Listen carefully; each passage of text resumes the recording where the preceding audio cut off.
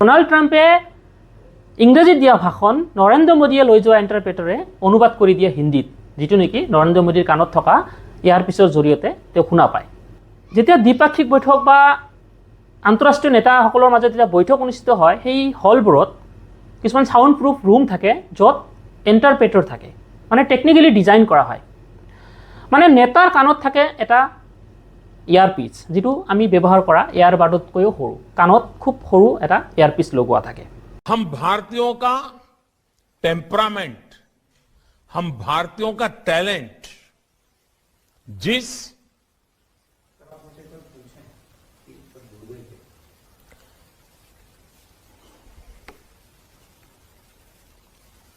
Class सब ठीक से सुना रहा है और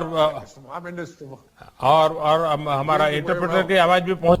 আৰু মাইক থাকে, ভাষণ দিয়া কথাখিনি মাইকৰ জৰিয়তে এণ্টাৰপ্ৰেটৰৰ ৰুমত গৈ পায় আৰু এণ্টাৰপ্ৰেটৰে লগে লগে সেইটো ট্ৰেন্সলেট কৰি দিয়ে আৰু ট্ৰেন্সলেট কৰি দিয়া কথাখিনি আকৌ নিজৰ ভাষাত নেতাৰ কাণত লাগি থকা ইয়াৰ পিছত সেইটো বাজি উঠে আৰু এনেদৰে সহজ হৈ যায় কথাখিনি।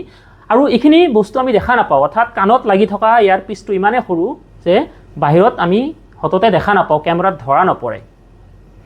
বা আপোনাৰ সেই ৰুমবিলাক যিবিলাক ছাউণ্ড প্ৰুফ যিবোৰ এণ্টাৰপ্ৰেটৰৰ কাৰণে যিবোৰ ৰুম ডিজাইন কৰা হৈছে, সেই ৰুমবোৰো দেখুওৱা নহয়, কিন্তু বিহাইণ্ড দ্য চিন এইখিনি হয়।